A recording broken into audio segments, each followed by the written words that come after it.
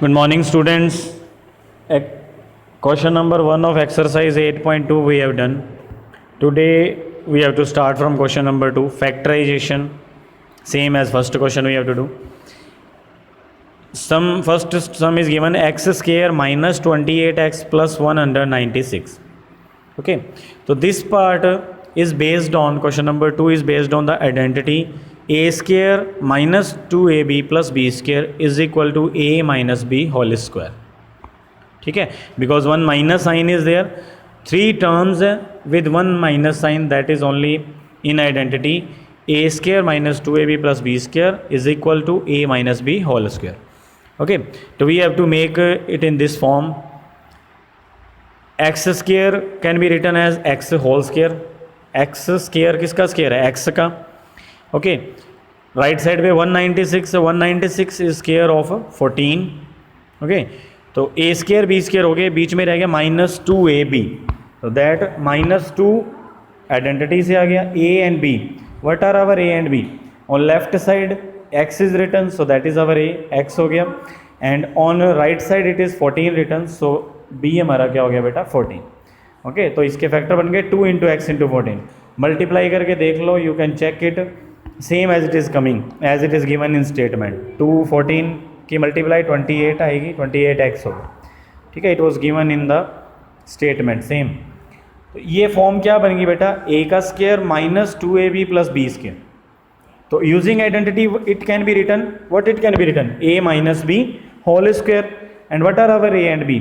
a and b are our x and 14, so x minus 14 whole square आ गया. Clear? Direct using identity we have to write this result कि it will become x minus 14 whole square. अब square का मतलब क्या है? In exponents power chapter we have done, square means power 2 का मतलब क्या हो गया? 2 times multiply, so it will be written x minus 14 into x minus 14. Clear? One more question from this part only. 2y square minus 8xy plus 8x square. तो some students can think 3 terms है with 1 minus and 1 plus sign, so identity should be a square minus 2ab plus b square. ठीक है, but when they will see, when they will start to do it, तो 2 is not square of any number. ठीक है, same on right hand side 8 is given, 8 भी किसी का square नहीं है. So what is the wrong in between? बीच में गलत क्या हो गया? ठीक है, identity they have chosen, that is correct, identity बिल्कुल सही है, just we have need to take common. ठीक है, because 2 and 8 are not square, so what extra we have to do is something will come common and then they will become squares. Like from 2 8 and 8 factors करके देखोगे, then you will see that 2 can come common only, तो 2 common आ गया. 2y square में से 2 common लिया, y square. 8 में से 8xy में से जब 2 कॉमन लिया 4xy. सिमिलरली 8x स्क्वायर में से 2 कॉमन लिया 4x.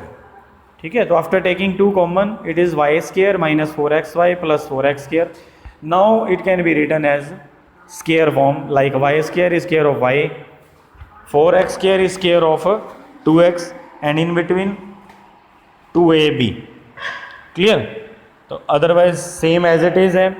नाउ जब ये फॉर्म बन जाएगी a square minus 2ab plus b square, with the help of identity it can be written as a minus b whole square, that is y minus 2x का whole square. Square है, 2 times multiply कर देंगे. Clear?